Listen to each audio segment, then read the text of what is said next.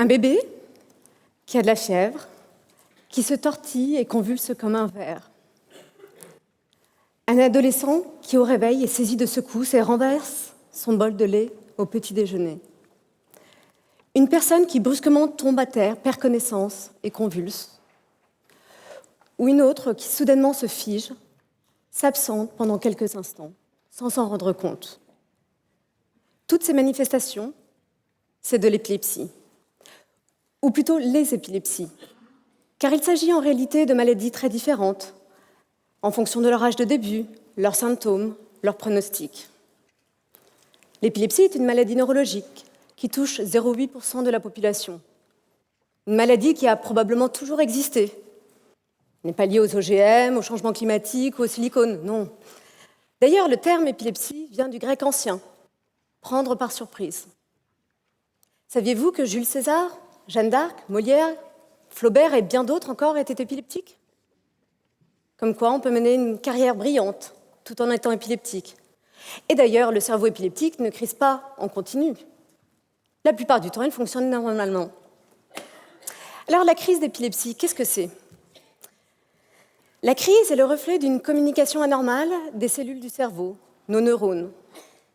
Et pendant la crise, les neurones, pas les 100 milliards que nous avons dans le cerveau humain, quelques milliers, vont se mettre à communiquer tous ensemble, simultanément, et de manière excessive, un peu comme si vous applaudissiez tous ensemble.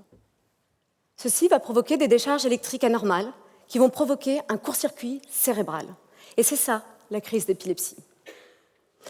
La crise peut durer quelques secondes, parfois se prolonger, 7 minutes, ou plus dans les formes sévères.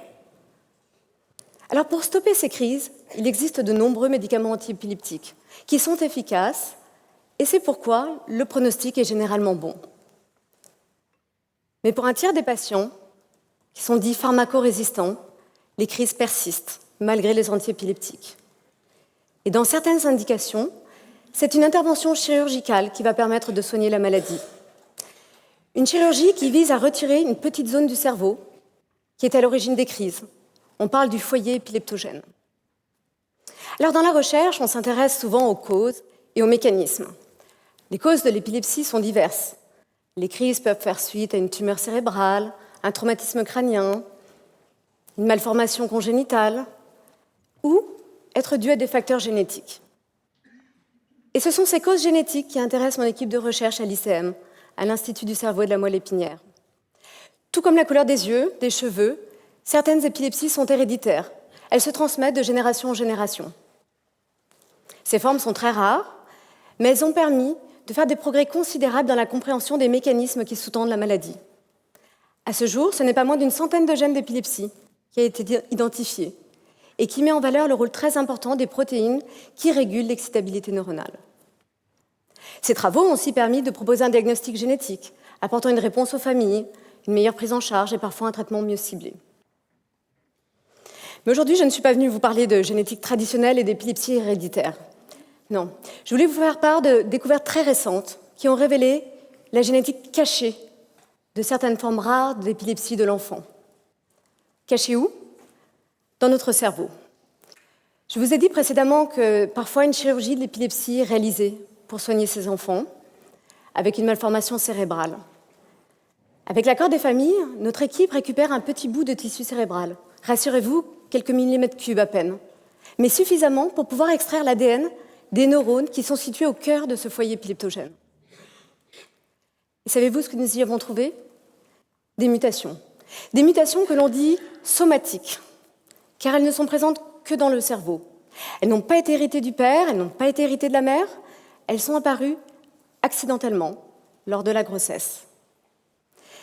Ces modifications génétiques sont en mosaïque, car elles sont apparues après la conception de l'œuf. Elles ne sont présentes que dans quelques cellules de l'organisme. Alors, dans le cas de l'épilepsie, ces mutations sont apparues dans le cerveau en développement du fœtus, dans un neurone, qui par la suite a donné naissance à une population neuronale qui porte toute la même mutation et qui va engendrer ce foyer épileptogène. Plus la mutation se produit précocement, plus l'épilepsie sera sévère. Ces travaux s'inscrivaient également dans un nouveau champ tout à fait fascinant de la recherche qui montre que nous sommes tous des êtres somatiques. En réalité, ces mutations somatiques apportent un degré de diversité génétique supplémentaire et rendent tous nos neurones uniques sur le plan génétique. Ces travaux mettent aussi fin au dogme qui stipule que les cellules d'un même organisme possèdent un ADN identique.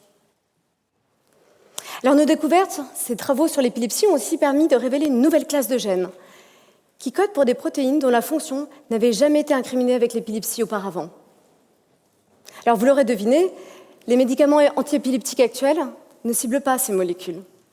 Et ceci explique probablement en partie la pharmacorésistance et bien sûr offre des perspectives thérapeutiques très prometteuses. Alors j'aimerais finir en partageant avec vous ma vision de l'avenir, des prochains défis scientifiques, en ce qui concerne ces épilepsies rares de l'enfant qui sont causées par des mutations en mosaïque. Tout d'abord, comprendre pourquoi et comment apparaissent ces mutations lors du développement du cerveau du fœtus. Mais aussi développer des outils qui vont nous permettre de détecter ces mutations avant de procéder à la chirurgie. Et puis bien sûr, comprendre les mécanismes qui vont relier l'apparence d'une mutation à l'émergence d'une hyperexcitabilité neuronale, afin de pouvoir un jour trouver des traitements plus innovants qui permettraient par exemple de cibler uniquement les neurones porteurs de la mutation, sans affecter les neurones adjacents qui ne sont pas mutés. Demain matin, si vous renversez votre café, rassurez-vous, il ne s'agit pas d'épilepsie.